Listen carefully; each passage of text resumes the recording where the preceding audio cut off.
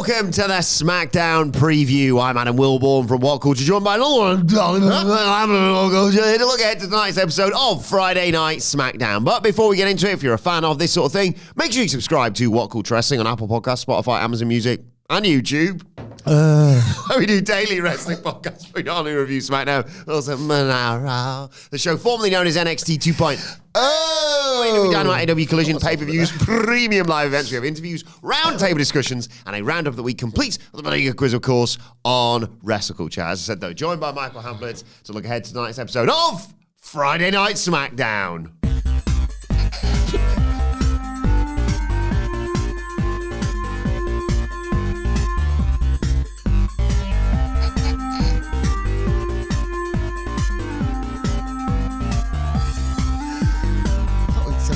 I could have 2 hours of it.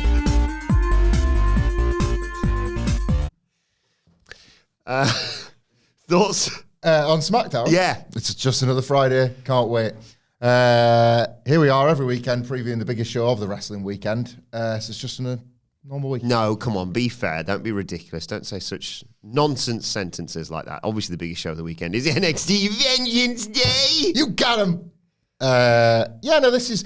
I wasn't as hyped for this until you actually sent me the card, and then I kind of remembered everything that was on it. I don't know if SmackDown lately has been so boring that I'm having that NXT thing. I've enjoyed it, man. That NXT thing where I'm forgetting that actually, you know what, they've lined up a bunch of stuff, and then it immediately sent the cogs turning once I read like bullet after bullet after bullet. So yeah, like it's a pretty busy one, and that's a compliment because it's just felt so sparse since the move to 3 hours. I suppose the biggest thing for you is how they handle this Solo Sikoa return, isn't it? Because I was kind of all right with it because I'm kind of looking past what I presume will be the Elimination Chamber match between Cody and Solo to hopefully Jacob Fatu killing Solo at WrestleMania. Someone needs to be fed to him, and it's either going to be Braun Strowman or Solo or both. Yeah. We'll do Solo first because obviously it does potentially fold into that triple threat on the show. I just don't think I want to watch it. Like, I'm okay with them having to do something with Solo Sikoa following the loss to Roman Reigns. I quite like Jacob and Tama Tonga just cracking on with business. Like, Jacob Fatu's stepped up into that promo role and has been positioned as a guy, as you say, definitely post-WrestleMania, to focus everything on. Like, the company could be... Like, he'd be the weirdest but potentially most captivating Money in the Bank winner in a while. Oh, yeah. Example. Sami Zayn for me, but yeah. It's odd to visualize him carrying around a briefcase, but he would make it seem so threatening that it would probably work. Carrying his teeth. Yeah. Or he wins King of the Ring and he's just got the crown between his teeth and he's got the SummerSlam match guaranteed, whatever it is. Like, it does feel like he's the one to get hyped for. Yeah. In the immediate aftermath of WrestleMania. And... again, I'll give them credit. After Roman Reigns beat Solo Sikoa, we said it's going to be really hard to sort of justify the New Bloodlines place on the show anymore.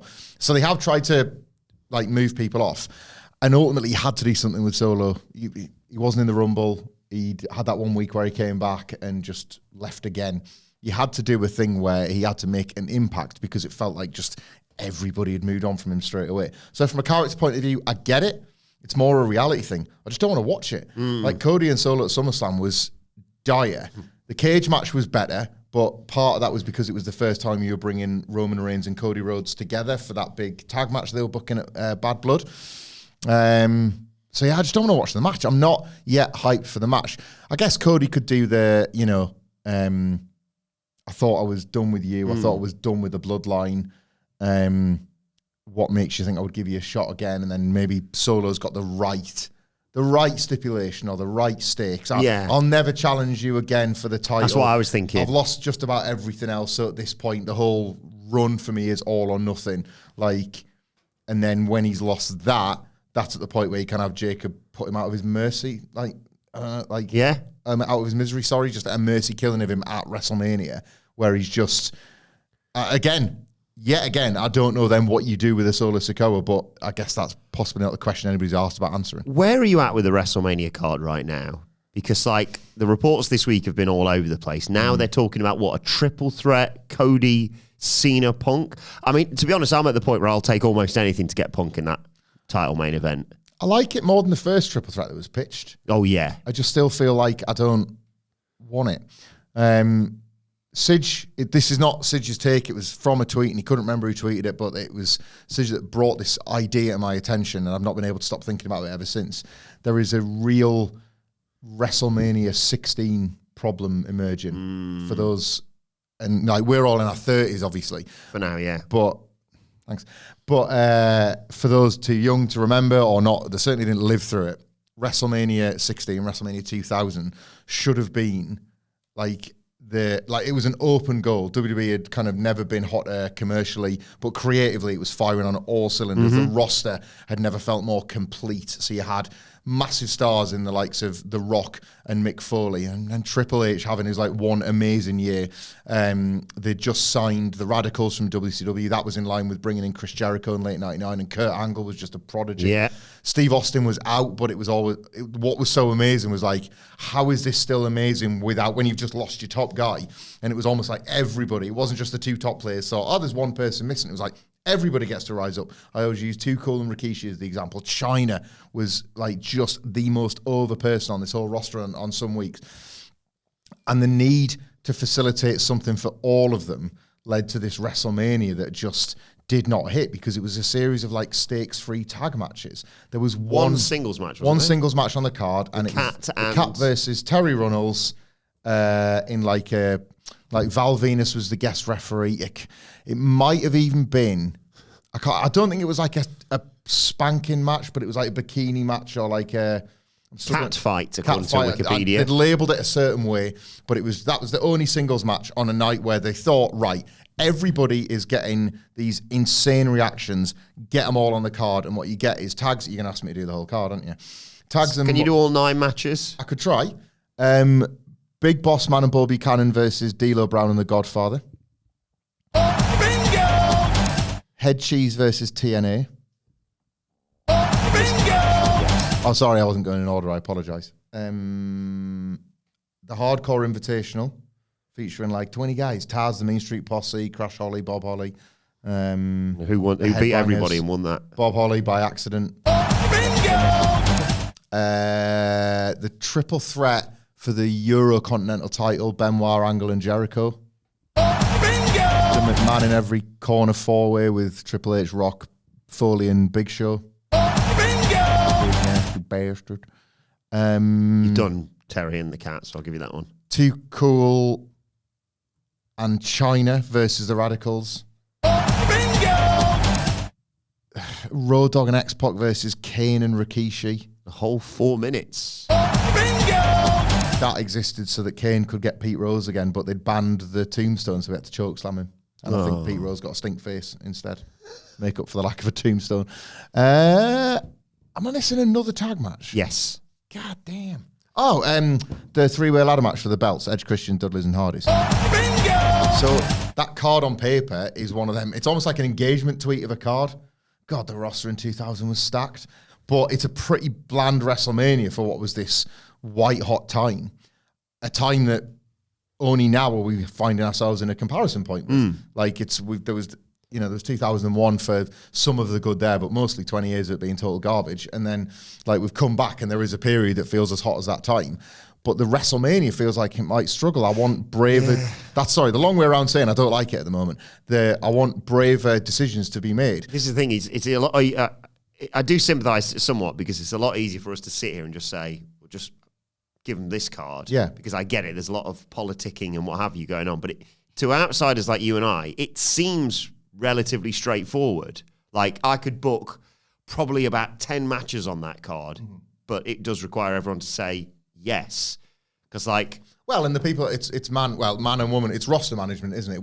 The great, I know it annoys people when we bring up football sometimes, but like the great managers were great at managing their teams for being able to potentially rotate a little bit, for potentially be able to keep people motivated when they were coming in and out of the squad or when they were getting injured and whatnot. The roster as it is a kind of, it's a personnel management game for Triple H to play, isn't it? Because if you were to book a bunch of high-stakes singles matches, then you are inevitably leaving people off the card. If you only book tag teams and women in title matches, what does that do? to the roster that suddenly gets nothing. You know, you keep bringing up this idea of a tag 4-way ladder match like we had last year. That's the spirit of compromise that most people can allow because it's just the tag division. But you're starting to extend that to this main event scene as well. Like this same spirit of compromise is like, well, Seth deserves a spot, or you know, Drew was angry with his just Damian Priest match. So like there's a lot of ways to do it. Like everyone. I saw Ibu trying to pitch something with him and Roman, maybe. I think, did he not put? I don't want to put words in Ibu's tweet. I'm sure it was something like Drew and Cena to give Drew his big match. Right, that was lifting it. Cena out of the Cody picture, which puts Cody back with Punk and Roman back with Seth. There's a lot of. I think we're on the same page, by the way. There are a lot of combinations that you would allow just to put Cody and Punk back together as a match.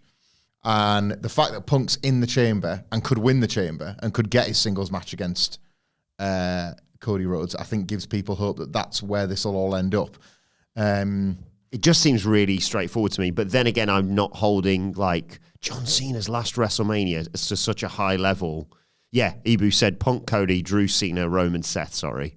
I was thinking yesterday about the fact that, you know, that like Sheamus had talked up this IC thing for the longest time, got beat, and has now got years on his deal. John Cena's never won the Intercontinental title. Yeah. Braun Breaker beating John Cena at WrestleMania, like Austin Theory did when it meant nothing. Yeah. Like Braun Breaker Cena talking that up over. He loses Elimination Chamber and he's like, God, there was my 2 opportunities to take me out the title picture. Things couldn't get any worse. And then he gets speared by Braun Breaker and he's like, well, you never won this belt and you're not going to, but like, try me. And try me, you'll make me famous. Like because it just seems so blindingly obvious to me. But then again, like I say, I'm not there with people going, no, I'm not going to be doing that. Like I'd just do Drew versus Damian Priest and say, look, lads, you can have 10 minutes, go out there and just kill each other, basically. Is Roman Reigns happy with Seth? Is this a thing as well? I think that's what I mean. He's not here, is he? So, and if they're not doing stuff with The Rock, presumably this has been the sort of in reserve thing. I think it's a great story, a great match. I think Seth and Punk was kicking around until somebody wisely kind of realised, let's use this for Netflix instead. I do. Like, Roman and Seth, you can make feel big, but did it really have that, like, frisson in the Rumble? I don't think it did. Watch it back. I think they shot it beautifully, and it's definitely something that you can, and loads of people have made the video packages to make you hype for this. There is obviously lore you can revisit for this one, but I don't think, if you go back to November, nobody was going, oh yeah, Roman Seth, it's Shield time. Nobody was pitching that. Like Roman Punk was the thing because of what they were doing around the Bloodline and War Games and things like that. CM Punk's favour. Like, I wonder if Cody wins and then the favour is what gets Punk... Cena wins and the favour is what gets Punk into a triple threat. And they play a little bit off... like, Punk wanted it, he would have taken a triple threat with The Rock and now he's taking it with Cena and this generation's top guy in Cody Rhodes. Finally getting my triple threat with you in WrestleMania, John. But everything keeps coming back to that word of compromise. Yeah. Like everything at the moment is feeling like compromise. So to long-winded answer your question, no, I'm not particularly buzzed about what's going on with WrestleMania. It feels like the embarrassment of riches is bordering on just being an embarrassment for WWE because they end up getting this year wrong. Last year's WrestleMania wasn't even as good as the build to last year's WrestleMania wasn't even as good as the build to WrestleMania 39 for how tight and locked in everything felt. But that was just, from the Vegas show onwards, was just a non-stop, I'm going to use WWE's own parlance here, it was like a non-stop thrill ride running into that WrestleMania. And we're heading into Elimination Chamber and it feels as though the need to facilitate everyone has tempered that enjoyment. The thing I'm most hyped for is the thing that's on the card.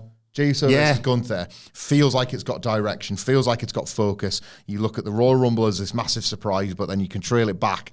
It feels like those two have got, there's loads of creative meat on the bone with the two of them.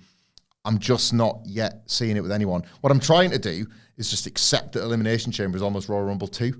Yeah. And it's like, right, the Raw after Chamber is when we can start getting excited for WrestleMania. But I don't think this is ideal. I think they'll get there, but I don't think it's ideal. I do look at it and go, because we've got this monster triple threat tonight, which is going to be awesome. Damian Priest, Braun Strowman, and Jacob Fatu, which many people assume Jacob Fatu wins. But I think he's so obsessed with killing Braun Strowman for getting him out of the Rumble that Braun maybe eats the pin for Damian Priest to get in, because if they're still sticking to Priest versus...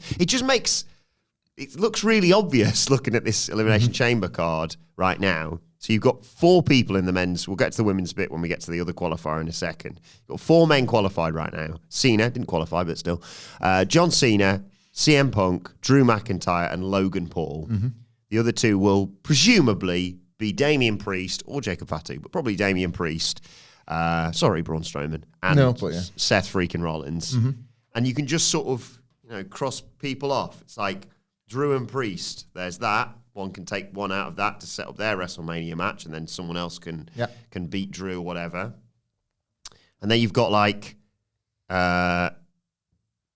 Punk Cena will be fun, but like Logan Paul being the person to cost John Cena and then to set up their match, because I'd like to say I'm not holding up like, oh my God, it's John Cena's last WrestleMania, he's got to fight for a title. No, you need to do the best possible match you can do, and the biggest, and that is Punk versus Cody, with everything that's gone on with them for the past year or so, basically. And Cena's like, right, I guess it's not as simple as just being like, right, I'm not messing about now, because the game's passed him by. He's not in his prime anymore. That's good. The prime is now. The prime is now. Logan Paul versus John Cena. John Cena can't lose his last WrestleMania match against Logan Paul. You do the Cena title win eventually. You can still have him then do Money in the Bank.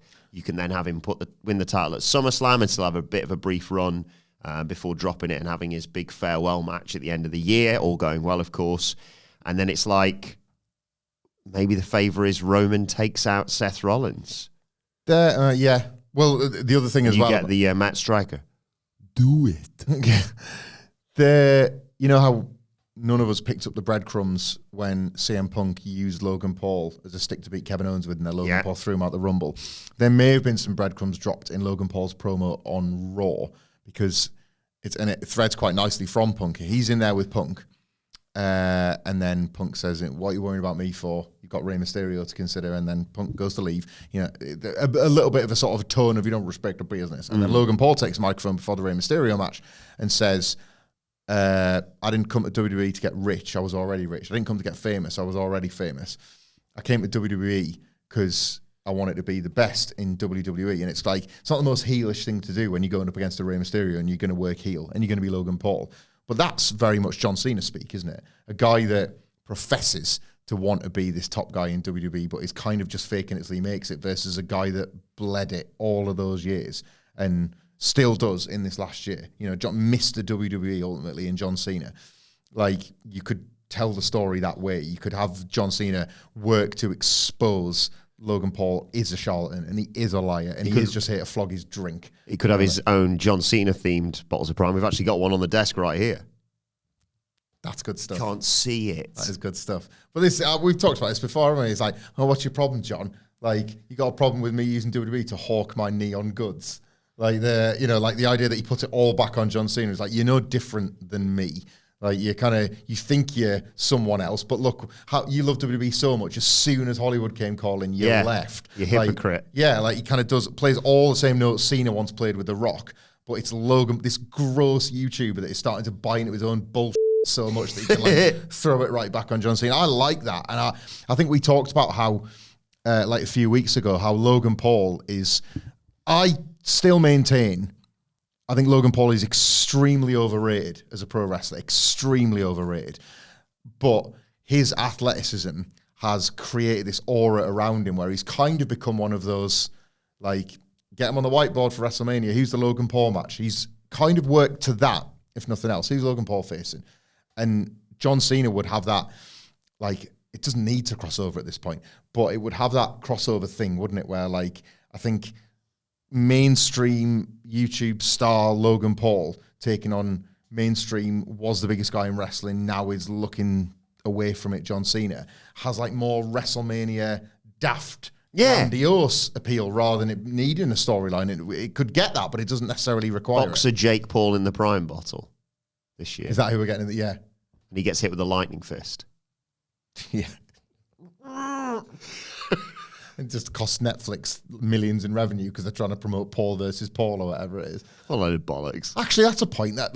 That's why Logan Paul's going to have such a high profile spot because that's going to be like a co-promoted thing, isn't it? It's like it's going to be through Netflix. They're going to want to use WrestleMania as a shop window for that as well. Crap, this, but yeah. Do you know what they should do with the Prime bottle? Oh, sorry, he's challenged Lionel Messi to a boxing match. Oh, good, right, yeah. They should have the Prime bottle come out with Logan Paul earlier in the night, and you're thinking, oh God, who's in the bloody Prime bottle this year? They're fine March 27th if it actually happens. It's not still happening. have already fought? Okay, right, well, that's good. They like made amends and then teamed up to try and defeat John Cena. Tag team boxing match. They've teamed up for doubles boxing.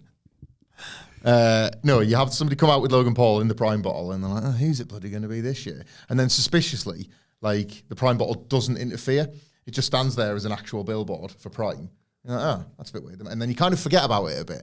The lights go down at one point. The Prime bottle is quietly rolled under the ring and nobody's remembered it. And then Braun Breaker's match happens and the Prime bottle like decks him from behind. The mask comes off. It's I Show Speed again in the Prime bottle. But he's wanting revenge for the Royal Rumble. But then he's like, oh, I'm dressed as a Prime bottle. My range of movement is not great. And then Braun Breaker spears the Prime. It's the best thing you've ever seen because he just spears the Prime bottle. Literal liquid comes out the top. Yes, there we go. Gimmick it so liquid comes out. Works for me. Yeah. But what are we talking about? Well, talking of this this triple threat, Priest, Strowman, Jacob Fatu, you and I got very carried away going, oh yeah, Jacob Fatu in the chamber, that works with like Solo fighting for the title, etc., etc. And then we realised, oh no, Damian Priest in there and all the talk around him and Drew. I don't think that Rumble spot is quite enough to set that match up. No, I don't mind Priest getting in as well. The move to SmackDown in 2025 SmackDown is a demotion. But the positive that can come from that, as used to happen in sort of the mid-2000s, when the brand split was starting to make it clear that Raw is the A show and SmackDown is the B show, that's where we're back to again since Netflix. The benefit is, if you kind of become the biggest deal on SmackDown, the perception is you're on that top line with everybody else in WWE. Drew McIntyre, I think, will benefit tremendously from moving to SmackDown, regardless of what he thinks of this Damian Priest match. Because I imagine Cody will leave, or Cody will be angling to leave when he's like finished his business on SmackDown. I would fully expect him to be paid up Raw guy soon enough. So the gap is there for somebody to kind of, and this is the thing with Drew McIntyre. Like, all right, yes, you were 50% of the Fouad of the year, but take the things that are given to you by the scruff of the neck, make them better through your involvement, and continue to prove people. You're a guy that talks enough about the grind and having to go away to come back. Like, that never ends. You'd be the first one to power at how that never ends in WWE, and you're only as good as, like, your last match. Well, your last match wasn't Punk. It was, like, a TV thing where your character said you were going to destroy the bloodline, and you fell at, like, the second hurdle. Yeah. Like, that requires a little bit of a comeback, and if it means stealing WrestleMania from underneath whatever the main event is, go and try and do that. Yeah, imagine saying to Priest and Drew, right, we're putting, let's just say, Jacob Fatu, Solo Sikoa on one night, and we're putting you on the other night. Those two matches we want to be very similar in terms of two big lads killing each other. Yeah. Sorry, Braun Strowman. In my head, Braun Strowman gets sacrificed before WrestleMania. I'm sure it'd be a great match nonetheless, but if Braun Strowman gets destroyed in and around Elimination Chamber, and you have that moment of Solo suddenly being like, I don't think I can control him anymore. What about, I know it would be seen as sacrilege to do this, but what about if Solo Sikoa wins the Andre? Now, I know that sounds lame, but he wins the Andre, and then he looks at the trophy, and he just bites the Andre off the top of it, and he has to have it, so it's the Solo Sikoa. Like, okay. And instead of Andre with his arms folded at the top of the trophy, he's just that. Doing the I Love You Solo pose on the new trophy. Oh, like, so it's Jacob Fatu who wins the Andre? Yeah, Jacob wins the Andre, and then he's just like that. He's just decimated the whole field, and it's like, it's the Jacob Fatu trophy. Now what are you going to do about it, Andre? Right there, I'm the new monster of pro wrestling. I'm better than Andre the Giant ever was. Something like that. They're willing to sort of sacrifice a bit of history. I was going to say, that was what it was. Drew McIntyre, right? Let me tell you a little story, Drew, about a guy you might know well. In 2013, they were going to Twice in a Lifetime. I remember. John Cena versus The Rock in a match that couldn't follow the first one in terms of hype and ultimately in the match execution, But The most obvious title change of all time as well. But The Rock and Cena, as later, sort of discussed, had always planned a 3-year story where The Rock's a kind of rabble-rouser at 27. They have the big Miz match. gets a concussion. Big match at 28. It's always planned out. And then it's like, well, we couldn't possibly have another match. And then John Cena wins the Royal Rumble. It's like, well, now I have to. Them are the rules. It's a work, lads. But anyway, so it turns out the plan is 3-year plan, and it's Rock wanting to like pass a torch to John Cena. And in 20, That's the torch of John Cena in 20. Anyway, yeah, he'd had the torch for years, but it's fine. So all of this has got going in 2011. In 2011, there was also a promo, you might remember, it's called the Pipe Bam, where Punk spoke about how, it bothered him that Cena and Dwayne had already punched their ticket to WrestleMania a year early when he thought it was for the top babyface and the top heel to get the match. Well, what chance does it give the rest of us? What happens in 2013, 2 years later, when Punk yet again fails to break into that main event? Well, number one, he steals the show with John Cena on Raw so spectacularly that Rock doesn't stand a chance at WrestleMania. Number two, at WrestleMania, he steals the show with The Undertaker so that Rock and Cena can't do it on the night themselves. Drew, mate, there's the template. Listen to a guy that got you up there last year and ask him how to do it again this year. But then he can't because he's not the best in the world. That's CM Punk. Yes. So how do they get around Jacob Fatu not winning this triple? He's not going to shag you. That'd make one of me. Right? I don't know. How do they get around Jacob Fatu not winning this then? Braun Strowman madness. Stunt spot stuff. Like, go and let it help Damian Priest as well. Let this go so mental that you are left with a visual akin to the Bronson Reed-Braun Strowman feud or the first Jacob Fatu appearances where nothing can be contained. AEW's lunch, there's a Brisbane brawl planned for Grand Slam.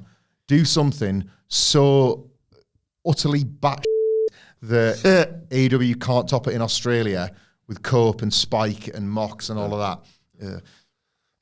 Do a spot that is just so insane. Put it on last and break the ring. I mean, they put the world title on last, but... Oh, yeah, it's a minute, yeah. Put it on first and break the ring and then work the rest of the show with a broken ring and be like, oh, what's that? Was that? Is that Umaga's John Cena that they did that? And then there was a match afterwards? It was... Del Rio? It was Del Rio and Cena in the main event because I think it was Big Show and Mark Henry. Oh, is it that one? Vengeance 2011, maybe. That was it, yeah, because they had the... And then was it an I Quit match? The match, yeah, really interesting to have to work that match with the ring broken. That was fun. I'd love the ring to break in the middle because the SmackDown ring at the moment looks beautiful, doesn't it? It's got the big WWE logo on the blue canvas in the middle with all the sponsors around the side. And just imagine like sinking through that logo. Priest wins because of pure carnage, mostly wrought by the other two, and he's able to take advantage of the situation. He's not sneaking a win, but he is taking advantage of how insane Jacob Fatu is. Anyone that has survived those circumstances deserves to be in the chamber, can be in the call, and he's done it, I'm really excited to look at this triple threat. I just love looking at SmackDown, and I particularly love looking at SmackDown with like friends surrounding me. Any events you can think of coming up in the next few months where we could all sit together and look at SmackDown? Well, I can only offer you the biggest and best one in all of Las Vegas. Is that what? Oh my God. Because Wilbourn, which you're only learning about just now. This is news to me. We're going to be doing the biggest and best SmackDown watch-along in all of Las Vegas. That's not even a bit. That's not even a lie. The screen is big. Too big, if anything. We're going to be at the HyperX Arena, a beautiful, beautiful venue in Las Vegas on April the 18th. It's going to be the biggest What Culture live show ever. It's going to be eSports Arena, more like WWE Sports Arena. That's all good stuff, and you're going to get even more of that if you buy a ticket to the Las Vegas live show, because there's going to be a live stage show followed by a SmackDown watch along. By the way, we are minutes away from the building, so if you have got tickets to SmackDown, you can get yourself along there, and then you can get yourself back all on the same ticket. We'll let you straight back in. There's going to be the stage show, there's going to be a watch along, there's going to be Simon and Millett doing a live ups and downs of that SmackDown for YouTube. Get your face on the internet. Yes. Then we're going to be doing a live podcast review previewing WrestleMania 41 and all the millions of compromised matches there's going to be booked by that point. And then we'll probably stick around afterwards, because what happens at What Culture Live stays at What Culture Live, and we'll be just drinking in Vegas. It'll be on like a prawn at down. Did somebody say party? That. Yeah. Buy a ticket for that. I'm going to crowd surf. He is. I have a question. Oh. Yeah. We'll have answers. What happens if you can't go to Las Vegas and you only, Great question. stuck? Glad you asked. Because we're going to be in the UK as well, Nicholas, so you can come to one of those shows instead. We're going to be in Manchester, Belfast, Glasgow and London. If WWE is in town, so are we. And again, do not worry if you've bought a ticket to WWE House Show, and why would you not? They're running CM Punk versus Gunther. Yeah. You can still get to the venues. We're going to do the shows with plenty of time to get to the WWE events in those towns. Manchester, I think, is just a free evening. It's a Friday night. It's going to kick ass. But the other nights, WWE is there. We're going to be there too with the perfect pre-game entertainment. It's all the nonsense that you see on the YouTube channels and ultimately just a perfect place to drink, eat and be merry with various other wrestling fans in those cities on those nights. And it's the first ever What Culture World Tour. Be part of What Culture history with us on those dates. WhatCulture.com/tickets. And we're doing it in partnership with the wonderful Sweet Chin Disco, the best wrestling club night, the only wrestling club night that there is. And myself and Mark Henry will be doing those UK dates as well as Nottingham and Birmingham. Tickets for that, just go to dice.fm and search Sweet Chin Disco. I can't wait. I'm so buzzing for this, but I still can't believe it's actually happening. I know. And now there's talk of a tour bus. What the hell's going to happen on there? Hey. What happens on there really will stay on there. Has to. I don't want to think about that. Sleep. Let's hope. Please don't sleep when you're dead, mate. So, Nice try, big man. I want to play a game of bones with Mark Henry. We drove that bus out to the desert.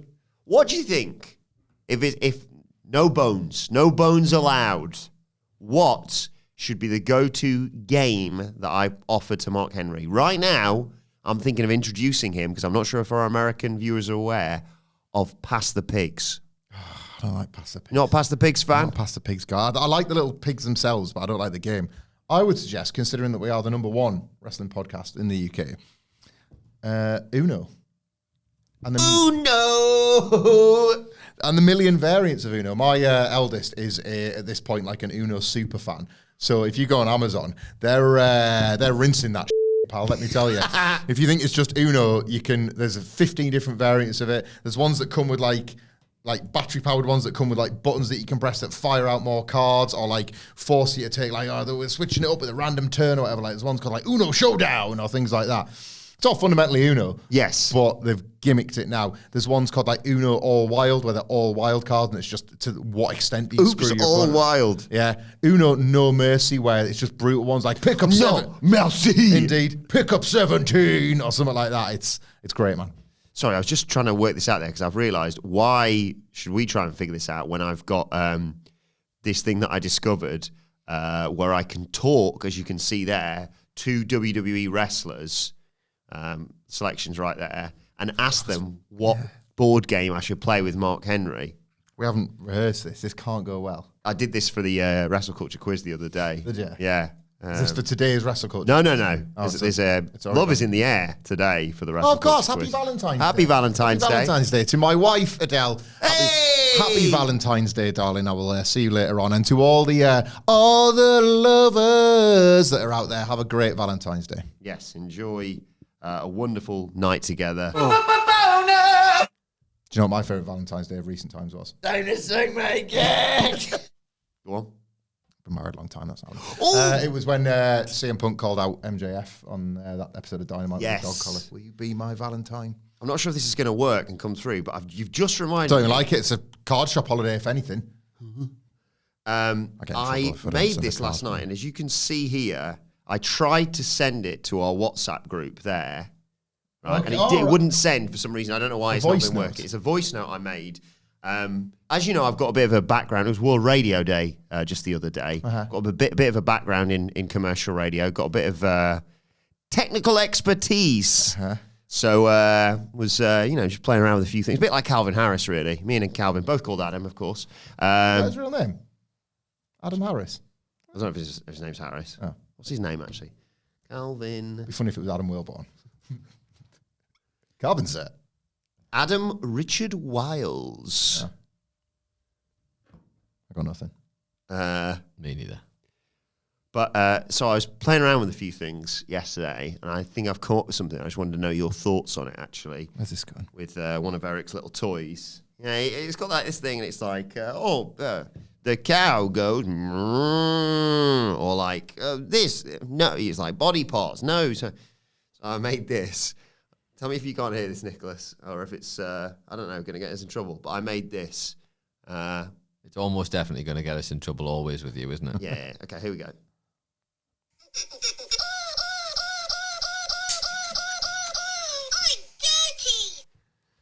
So, thoughts? You're a piece of garbage, mate. There was a... I'm so proud of myself. What, again, one more time. Okay. Just picture the scene. Mind Palace.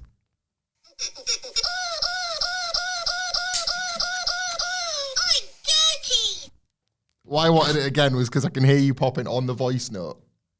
Like, not able to contain. Eric's just like trashing the house, by the way, whilst this is happening. There was... Thank you to everyone, by the way, just a very genuine quick note. Thank you to everyone who sent me lovely messages You about can't do that. You've just done that. That's why he's a professional broadcaster. The pivot there was, it was like when there's like serious and silly news on the One Show or something. Yeah. Anyway, switching gears. Switching gears. We had a talking Teletubby, one of the kids. And there was just a certain delivery style. It was like, you press the stomach, I think it was.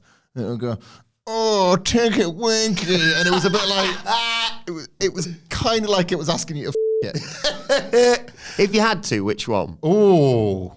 Because I know my answer straight out of the gate. Straight out of the gate, you're going with Nunu, aren't you? I was thinking, Straight out the gate. This is why we do this. Dick in a vacuum cleaner, straight out the gate.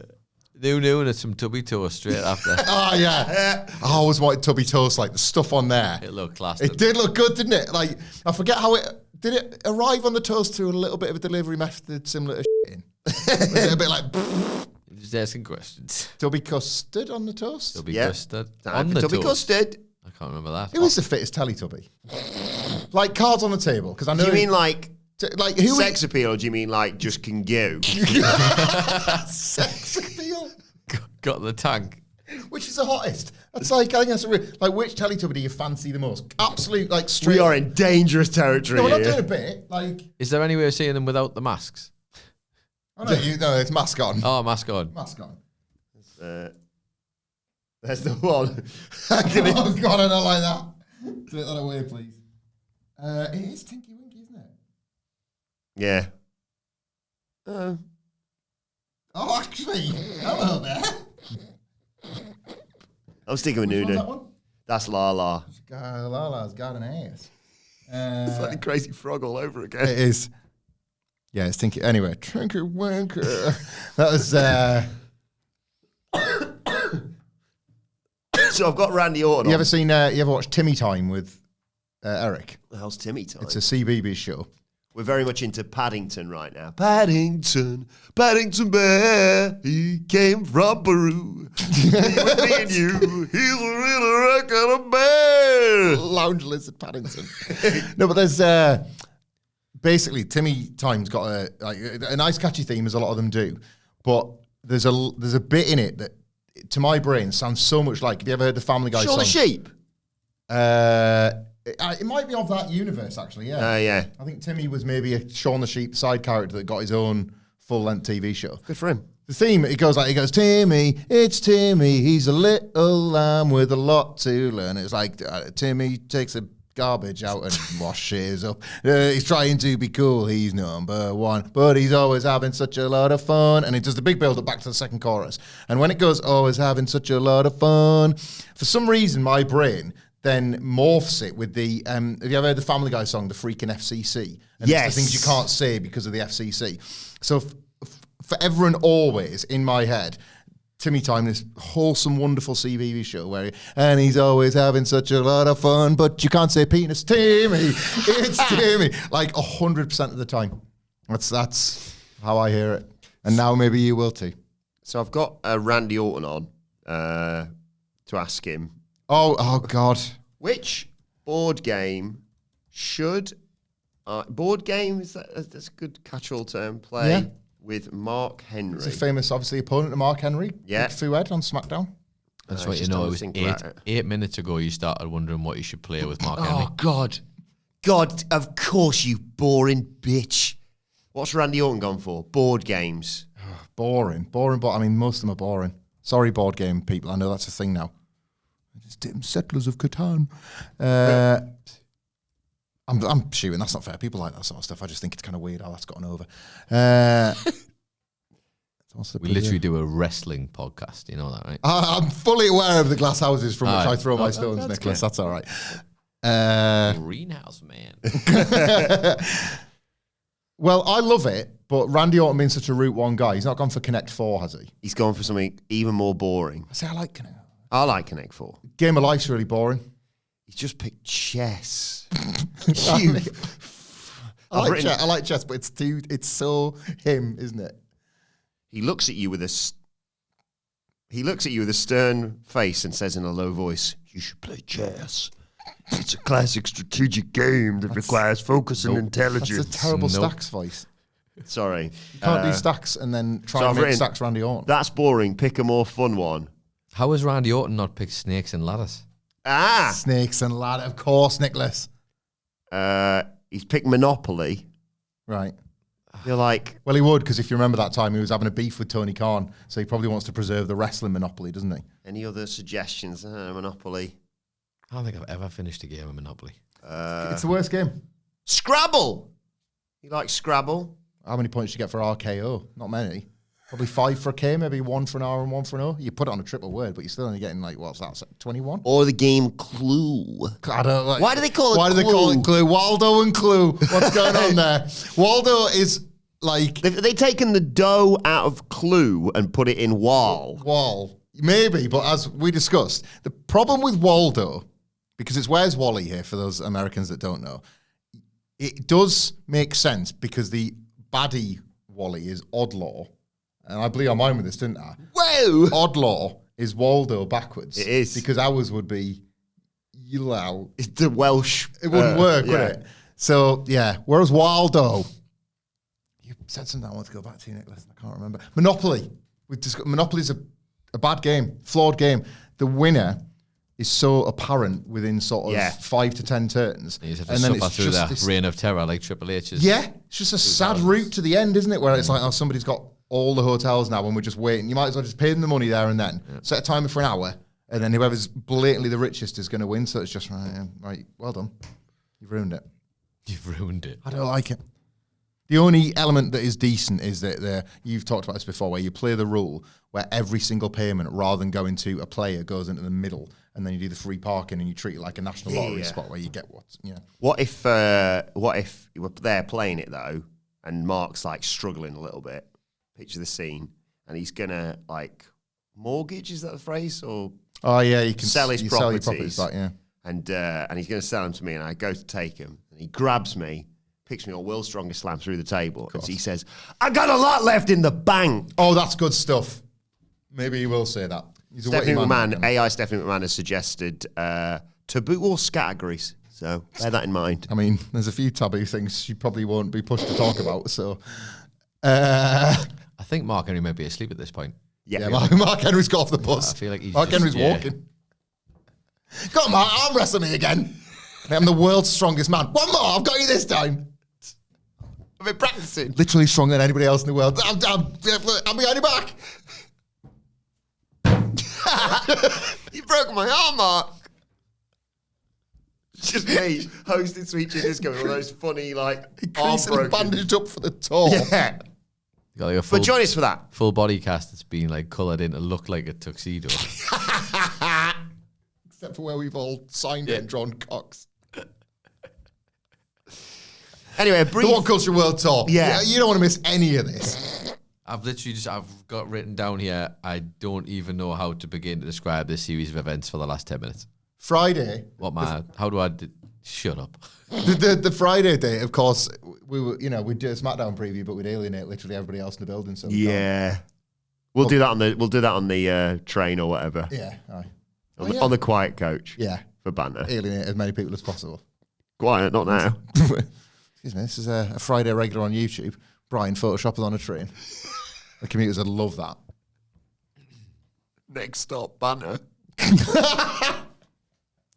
Nicola's still producing us, holding like a boom mic over us. I hate this. A brief tangent there, rarity on the SmackDown preview, but lots to look forward to still on tonight's show. Yeah. More Elimination Chamber qualifiers. It is Naomi versus Chelsea Green to join. Sorry, I'll get the list up here. Liv Morgan, Bianca Belair, of course, Alexa Bliss, and Bayley. The other match will be, I don't think it's going to happen, but still, is Roxanne Perez versus Raquel Rodriguez. I have a feeling that Io Sky worms her way in there somehow. You might have missed this. She's got a title shot against Rhea Ripley the night after Elimination Chamber. Of course, I've been away this week. Gave her that as a sort of, or arranged for that as a kind of, I'm sorry that I cost you that. If you really think you can beat me there. Which has led a few people to speculate that the Charlotte Flair thing is not open and shut with Tiffany Stratton. Because if Rhea and Io was to get wrapped the night after Chamber, you've got like a month for Rhea Ripley to build somebody, but Charlotte Flair month and a half, really. Yeah, builds itself, doesn't it, Charlotte Flair? So,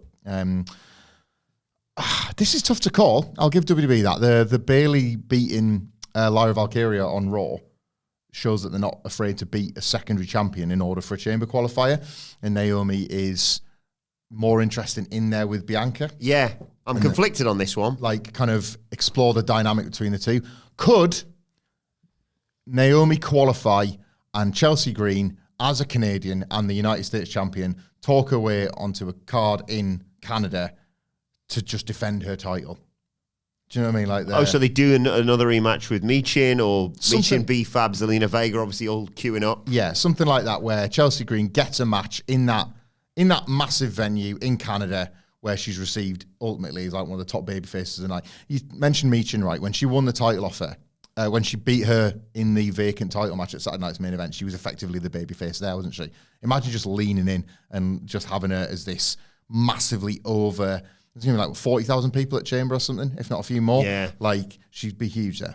I'm conflicted because I think Chelsea Green would be great value in the Chamber, not just as like bumping around, and like she takes insane like, Money in the Bank bump that she took. Let's not forget last year. They've still got us on the hook with this Naomi thing as well. If she doesn't qualify, then you explore the divide, don't you? You sort of say, I'm really pleased you made the Chamber.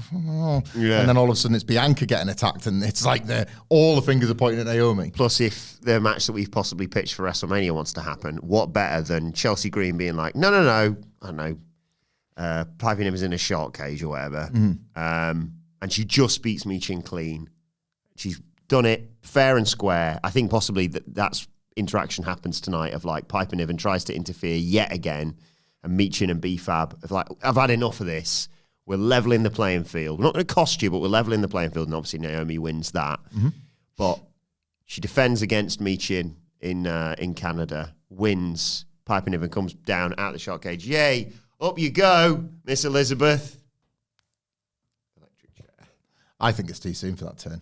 It would be a great destination for it, and then you've got your WrestleMania match between the two of them, obviously. You want a heat for someone attacking Chelsea Green. True. So maybe... Yeah. That would babyface her as well, categorically. Like, I just think this act's there's loads more fun to have with this act before we do that split. Who was meant to be also part of it? Was it Blair Davenport? Yeah. So whether or not because Piper Niven had said about beefing up the security, didn't she? And then nothing kind of came, because we were, I think, making a game out of who could join the Secura Corps. I thought like Matt Cardona would have been really funny just to add in a suit with his woo-woo glasses or something, but otherwise completely suited up. Which they could still do if they were to sign him, I suppose. I like this act too much to want to split them up, but it's always there, isn't it, whenever you want to get there? Naomi in the Chamber does make a lot of sense, especially with Bianca in there as well, and then having another spot a bit like in the Rumble of like, well, could come down to just the two of us. Yeah. Is it a great look that you've beaten both your secondary champions in the same week? No, but you have an eye on who they're facing next, I suppose, so it's not like they've lost and they're going nowhere after that. You're setting up potential challenges for them, yeah, that's true. Who wins the Chamber then? Again, the Io Sky match has thrown all this up a little bit. Yeah. Because yes, Charlotte and Tiffany could still be the direction, but if Charlotte was to pick Rhea, then my eye goes to Bianca Belair versus Tiffany Stratton for the belt. Oof. I know, right? And like, it would suddenly feel like that's the cool thing with Bianca Belair. You watch her and you're like, why are you not in the WrestleMania main event? But luckily she's so brilliant. They're like, we're going to put her in a WrestleMania main event. Great. Like she's that easy to book because there's such a guarantee of how like the standard of the WrestleMania match is going to be so high regardless of the storytelling. and she wins the chamber, she's won a shot, so you can do it. And it again, either Naomi gets in and loses that chamber and Bianca wins, and she's like, "You're kidding me, I'll put somebody through a car for this," or she doesn't even qualify and has to watch her tag team partner get the shot. You could run them into Mania. They do Naomi Jade at Mania. Possibly, yeah. Yeah. Or like run them into Mania as champions, and Naomi's jealous that Bianca's going all the way again, and she thought, I did everything to get next to you and be like work this WrestleMania together, and now what? Well, there isn't a version of events where you have the number one contenders and the tag team champions in the same match, isn't there? Because Liv's in there and Raquel could qualify. Yeah. Liv Morgan is an outsider for Tiffany Stratton, I would say, as well. Or Rhea Ripley. Not Rhea Ripley, no, I'm not going to do that. She's an outsider for Tiffany Stratton. But again, we're in the same position with these big women's matches all of a sudden than we are with the men's. If Charlotte Flair and Tiffany Stratton was as nailed on as it felt 2 weeks ago, it'd be all about the Rhea Ripley match. But at the moment, you can book challenges for both, can't you? So because we'll talk about Tiffy time in a second, and Charlotte making a decision as Jay did this week. She's not going to make it this week, I don't think. There's a version of events I think she does. Yeah. Because I think they want people to know going in what the two titles are for in the Elimination Chamber, because right now it's a bit up in the air. It's made the men's one pretty cool to just have everybody calling Cody out, basically. Quickly, a match that WWE confirmed was going to happen last week and then has forgotten to mention on their WWE.com preview for this show. Surprise, surprise, it's the tag match. Los Garza versus Motor City Machine Guns. You've obviously got the issues with DIY, Pretty Deadly, which I quite like, and we've talked about them doing that title match in London, perhaps. Obviously, as well as that, you've got the Street Profits. Do they show up again here? They should do. The Guns will win, and the Street Profits will probably beat both teams up as a follow-on from the Royal Rumble. That isn't just a vignette, ultimately. They're not just going to say stuff now, they're going to start backing it up. The Guns were more than happy to fight the Street Profits, and maybe even do it as a thing where the Guns fight back a little bit, but the Street Profits are dominant, and then, by beating up Los Garzas as well, the point is, look, we're equal opportunity ass kickers here. The game's changed, profits are up, all that sort of thing. And it's not exciting, but it's functional, and you maybe got to do that a little bit with the Street Profits. I do like the four-way. Sorry, Los Garza, with Motor City Machine Guns, DIY, Pretty Deadly, and Street Profits at WrestleMania. It's, again, compromises like that feel easier to make when you're talking about a tag division, because there's not, it's addition by addition, because there's not much in the way of like storyline depth or any kind of like narrative heft to any of this. But if you put them all in there and you chuck a ladder in it or something like that, people are like, oh yeah, fair, I can look at this for 10 Street minutes. Profits leave as champions. Yeah. That bloody time for them. But let's talk about what we presume is going to be the main event on tonight's show. Tiffany Stratton defending the WWE Women's title against Nia Jax. Kind of can't wait for this. Yeah. Nia Jax, TV wrestling specialist, tends to deliver in this setting. Tiffany Stratton, has already really, long before she won the belt, established herself as a safe pair of hands, and now you're starting to see if she's got even more to her than that. And the Bayley match was a hell of a start as a defending champion. Nia Jax isn't this, noose around somebody's neck that she used to be, where there was this idea of what the bloody hell are you going to get out of Nia Jax? Nia Jax absolutely brings her own thing to matches now. And it's not an easy story to tell, but Tiffany Stratton just getting to be the babyface that fights from underneath and beats Nia Jax and winning clean. Again, she beat Bayley clean, continues to further this idea that Tiffany Stratton, all bells and whistles aside, all character traits aside, can do it clean and do it the right way, keeps her babyface if they do go down the Charlotte route. Because it already feels like they're accepting their fate with Charlotte. Yeah, and understandably. She's going to be the heel. So if you go in with Tiffany and Charlotte, this is another great match to kind of just establish Tiffany Stratton in the fans' minds as somebody that gets it done. Somebody that knows how to win, knows how to defend a title, can take on experienced opponents that are bigger than her, somebody that for the longest time she was able to forge a friendship with. You do as much as possible to make Tiffany Stratton feel like the queen now, so that she doesn't need to be afraid of the queen, Charlotte Flair. Yeah, I think this match just reaffirms Tiffany Stratton is now babyface. Yeah. She did it against Bayley, as we talked about, in terms of winning clean there. She cashed in a smart way. You couldn't not cheer for how she got it done to win the belt. They're taking every single person out to the point where Nia was left for dead and there was nobody that could save her. That was smart. It's hard to boo smart and fans back winners. You know, we always say that. There's a great near fall in this, by the way, where Tiffany Stratton beats up Tiffany Stratton 2.0 Candice LeRae and turns around into like an annihilator. They have had a kick out of that now, haven't they? Yes. I was trying to think if they'd protected I feel it, like but- Rhea maybe kicked out of it at Saturday night's main event. Yeah, I think you're right. So that's not a worry anymore. They could do that. Tiffany Stratton can kick out of that, and it can be this. Again, show some guts. Give the fans the opportunity to cheer that somebody is actually coming from underneath, monster slaying a little bit, and then getting it done. I think you have, a bit like she looked after Bayley, really sort of like bedraggled, like, yeah, I did it. And then that's the moment I'd announce it. I'd have Charlotte Flair, because she's watching this, and she's sticking around to watch this. Have her be obnoxious on commentary throughout all this. And then just as Tiffany's celebrating, just as executive producers is popping up, I've got an announcement, because this show's going to be all about me, not about you defending the title. You're facing me at WrestleMania. Or, if they really want to do this, because they've had people use their Royal Rumble win prior to WrestleMania, face me right now for the WWE Oh, Women's God, no. Championship. No. It's not a cash-in. It's not a briefcase. We've got enough of them. Jesus. We've got enough of them outside of WWE, let alone in it. Yeah. No, yeah, that's fine.